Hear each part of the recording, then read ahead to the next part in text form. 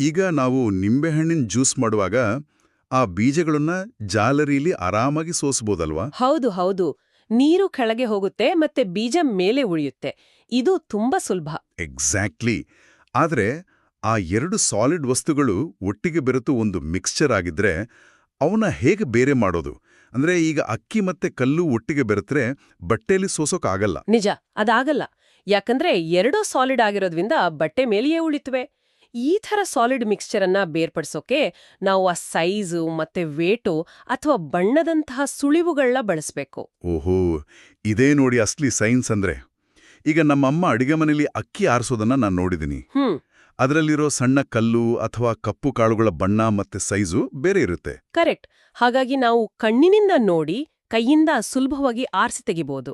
ಇದಕ್ಕೆ hand picking ಅಂತಾರೆ. Hand picking ಅಲ್ವಾ? ಇದು ತುಂಬಾನೇ ಸಿಂಪಲ್. ಹೌದು. ಆ ಮಿಕ್ಸ್ಚರ್ನಲ್ಲಿ ಬೇಡವಾದ ವಸ್ತುಗಳ ಪ್ರಮಾಣ ಸ್ವಲ್ಪ ಕಡಿಮೆ ಇದ್ದಾಗ ಮತ್ತೆ ಅದು ಕಣ್ಣಿಗೆ ಸ್ಪಷ್ಟವಾಗಿ ಕಂಡಾಗ ಈ ಹ್ಯಾಂಡ್ ಪಿಕ್ಕಿಂಗ್ ಬೆಸ್ಟ್. ಓಕೆ. ಸಾಧ್ಯವೇ ಇಲ್ಲ. ಖಂಡಿತ ಇಲ್ಲ. ಅದಕ್ಕೆ ಬೇರೆ ದಾರಿ ಇರ್ಲೇಬೇಕು ಅಲ್ವಾ? ಈಗ ಮರದಿಂದ ಮಾವಿನ ಹಣ್ಣು ಕೀಳೋಕೆ ನಾವು ಕೊಂಬೆಯನ್ನ ಜೋರಾಗಿ ಅಲ್ಲಾಡಿಸ್ತೀವಿ. ಆಗ ಭಾರವಾದ ಹಣ್ಣುಗಳು ಕೆಳಗೆ ಬೀಳ್ತವೆ. ಅದೇ ಥರ ಒಣಗಿದ ಗೋಧಿ ಅಥವಾ ಭತ್ತದ ಕಾಂಡಗಳನ್ನ ಗಟ್ಟಿಯಾದ ನೆಲಕ್ಕೆ ಬಡದಾಗ ಆ ಪೆಟ್ಟಿನಿಂದ ಕಾಳುಗಳು ಉದುರಬಹುದು ಅನ್ಸುತ್ತೆ. ವಾವ್, ಸರಿಯಾಗಿ ಗೆಸ್ ಮಾಡಿದ್ರಿ. ಅದನ್ನೇ ನಾವು ಥ್ರೆಶಿಂಗ್ ಅನ್ನೋದು. ಓ, ಥ್ರೆಶಿಂಗ್. ಹೌದು.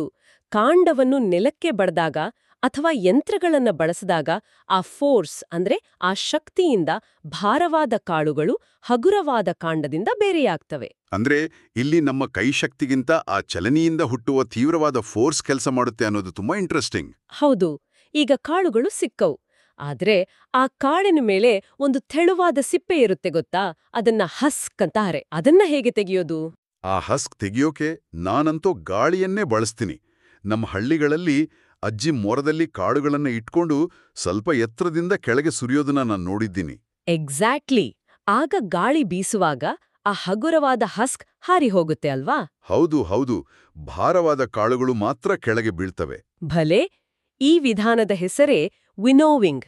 ಇಲ್ಲಿ ವೇಟ್ ಆಧಾರದ ಮೇಲೆ ಬೇರ್ಪಡಿಸುವಿಕೆ ನಡೆಯುತ್ತೆ.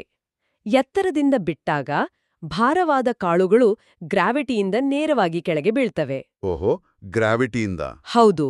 ಆದ್ರೆ ಆ ಹಸ್ಕ್ ತುಂಬಾ ಹಗುರ ಇರೋದ್ರಿಂದ ಗಾಳಿಯ ಶಕ್ತಿಗೆ ಸಿಲುಕಿ ಸ್ವಲ್ಪ ದೂರದಲ್ಲಿ ಹೋಗ್ಬಿಡುತ್ತೆ. ಅರೆ ವಾ! ನಿಸರ್ಗದ ಗಾಳಿಯೇ ರೈತರ ಎಷ್ಟೊಂದು ಕೆಲ್ಸವನ್ನ ಸುಲಭ ಮಾಡತ್ತೆ ನೋಡಿ. ನಿಜವಾಗ್ಲೂ ಇದು ಸೂಪರ್ ಐಡಿಯಾ. ಆದ್ರೆ ಗಾಳಿ ಇಲ್ದಾಗ ಏನ್ ಮಾಡೋದು? ಅಥವಾ ಮನೆ ಕಟ್ಟುವಾಗ ಆ ಮರಳಿನಲ್ಲಿರೋ ಕಲ್ಲು ಜಲ್ಲಿ ಬೇರೆ ಮಾಡ್ಬೇಕಾದ್ರೆ ಹೆಂಗೆ? Good question. ಎರಡೂ ಭಾರವೇ ಇರುತ್ತೆ. ಆಗ ಗಾಳಿ ಸಹಾಯ ಮಾಡಲ್ಲ. ಅದೇ, ಅಂಥ ಟೈಮಲ್ಲಿ ನಾನು ಆ ಜರಡಿ ಅಥವಾ ಸೀವಿಂಗ್ ಸಾಧನ ಬಳಸೋದನ್ನ ನೋಡಿದ್ದೀನಿ. ಸರಿಯಾಗಿ ಗಮನಿಸಿದ್ದೀರಾ. ಇಲ್ಲಿ ಸೈಜ್ ಮಾತ್ರ ನಮ್ಗೆ ಸಹಾಯ ಮಾಡುತ್ತೆ. ಆ ಜರಡಿಯಲ್ಲಿ ರಂಧ್ರಗಳಿರುತ್ತವೆ. ಆ ಸಣ್ಣ ಕಣಗಳು ರಂಧ್ರದ ಮೂಲಕ ಕೆಳಗೆ ಬೀಳ್ತವೆ. ಮತ್ತೆ ದೊಡ್ಡ ವಸ್ತುಗಳು ಮೇಲೆಯೇ ಸಿಕ್ಕಿ ಹಾಕ್ಕೊಳ್ತವೆ. ಹೌದು. ಅಡಿಗೆ ಮನೆಯಲ್ಲಿ ಗೋಧಿ ಹಿಟ್ಟಿನಿಂದ ಬ್ರಾನ್ ಅನ್ನ ಬೇರ್ಪಡಿಸೋಕು ಇದೇ ಸೀವಿಂಗ್ ಬಳಸ್ತಾರೆ. ಓಕೆ. ಇದು ಒಂತರಹದ ಫಿಸಿಕಲ್ ಬ್ಯಾರಿಯರ್ ಇದ್ದ ಹಾಗೆ. ರಂಧ್ರಕ್ಕಿಂತ ದೊಡ್ಡದಾದ ವಸ್ತುಗಳು ಕೆಳಗೆ ಹೋಗೋಕೆ ಸಾಧ್ಯವೇ ಇಲ್ಲ.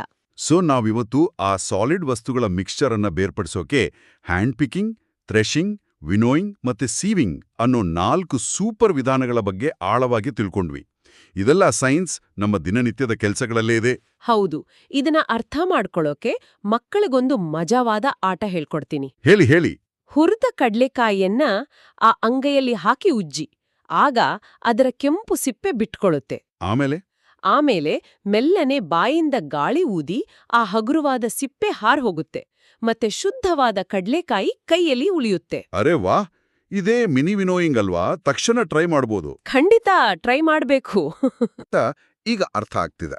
ನಿಜ. ಆ ಸಾಲಿಡ್ ವಸ್ತುಗಳನ್ನ ಬೇರ್ಪಡಿಸೋ ಈ ಅದ್ಭುತ ಪ್ರಕ್ರಿಯೆಗಳನ್ನ ನೆನಪಿಸ್ಕೊಳ್ತಾ ನಾವು ಇವತ್ತಿನ ಊಟದ ರುಚಿಯನ್ನ ಇನ್ನಷ್ಟು ಎಂಜಾಯ್ ಮಾಡ್ಬೋದು.